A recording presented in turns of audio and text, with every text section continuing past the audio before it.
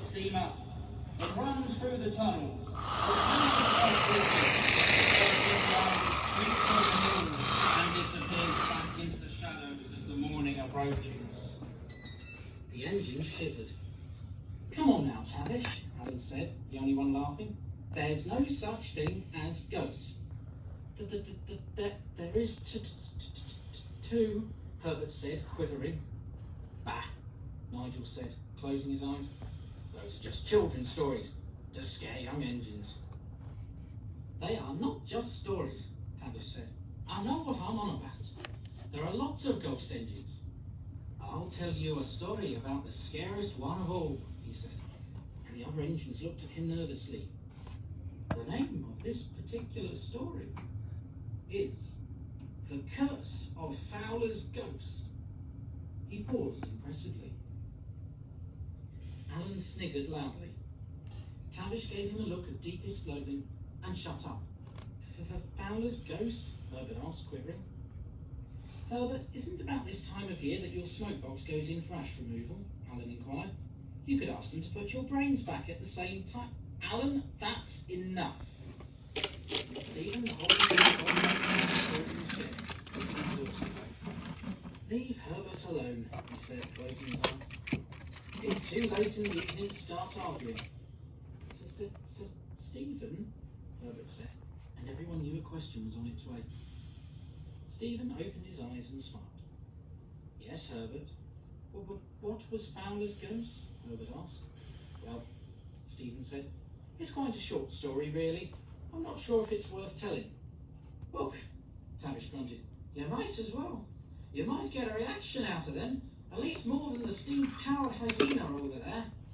Alan scowled. Stephen sighed. "Very well," he said. "So, our story begins in London in 1861, well over 80 years ago.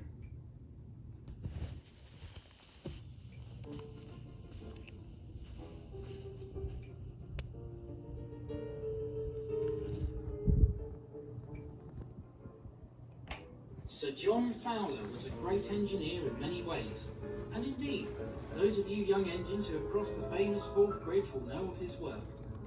But his greatest folly was a locomotive he built for the Metropolitan Rail. It was designed to work in the tunnels, and not to produce smoke. You all know of the cough my driver gets when we run through tunnels, and that is a rare occurrence these days.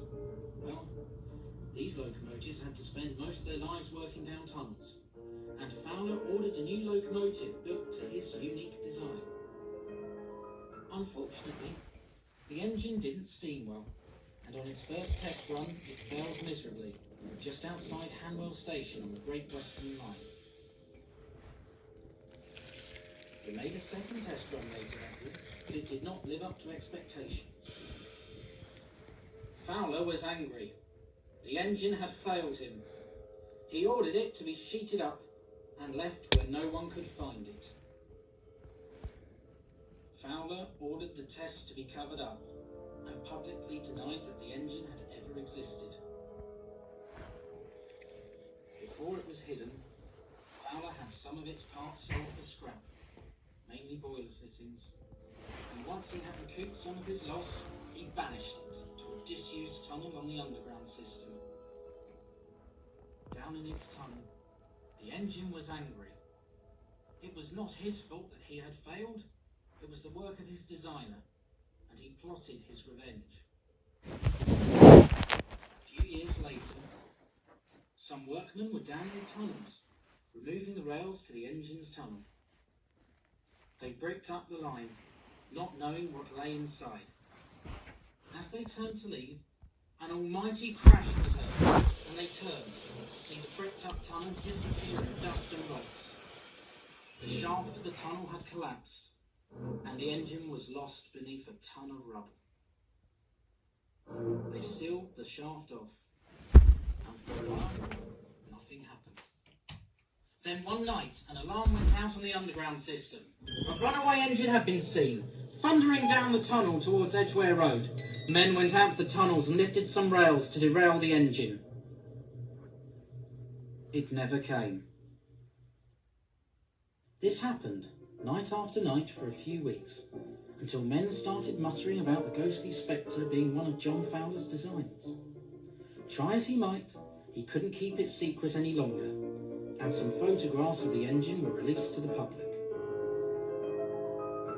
The sightings of Ghost Train stopped for a while, and it was only with Fowler's death that the spectre of the engine seemed forgot. But on the 50th anniversary of the engine's failed run to Hanwell, it was seen again, and on every anniversary since. Fowler's ghost haunts the underground tunnels to this day, but it does more than that, Stephen finished.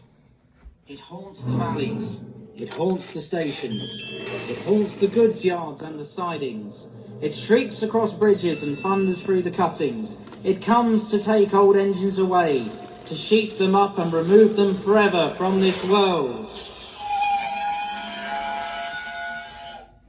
Alan jumped back in fright. Mister, backing down next to Alan, I trust Stephen has finished his tale. Alan couldn't say a word. Herbert and Nigel were so pleased at Alan's fright, they went straight to sleep, smiling. Alan, on the other hand, kept his eyes open for a little longer, only closing them when he was sure no ghost, Fowler's or not, was about. Stephen had a moment. He puffed out of the shed towards the junction. He was the only engine around, and his crew left him, singly, and Simon closed the signal gantry, while they went to get some cocoa in the manager's office. The low mists were coming in, and the sky was still dark from the night. There was a whistle, shrill and echoing. "Ah," Stephen said, smiling. "You're here." The ghostly spectre stopped next to Stephen, silent. "Yes, I remember you," Stephen said softly. "I saw you when they pulled me from the post train's wreckage. I seem to recall you were impatient then too." The engine hissed. "Oh, don't you worry," Stephen chuckled. "I'm sure we'll meet again. I've seen the future in young Gronk, and steam can't last forever." The ghost engine went silent once more, agreeing with him. "Did you ever find him?" Stephen asked. "Ah, I see," he said, as it stayed silent. "That's why you're here now. He's been dead a while, you know. I would have thought he'd have gone on." The engine hissed. "You can argue all you like," Stephen said, "but you made the choice to stay here. At least," he said, smiling kindly once more, "you've accomplished something." The engine hissed again. "Well, he did his best to remove you from history, and yet, here you are. A tale told to young engines to scare them into behaving," Stephen said, and he heard what he thought was a ghostly laugh from the spectre. "So, have you come for me today?" he said bravely. "Or is this a warning?" He finished mid-sentence as the engine whistled and started to move away. "When you come next time, I'll come quietly," Stephen called to the ghostly spectre.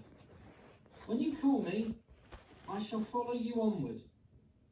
Little did he know, as he watched the engine vanish into the misty air and the sun rise, that it would be the last time he'd see that children's story, that pale imitation of steam that rode the rails still. Little did he know that would be the last time that he'd meet Fowler's ghost.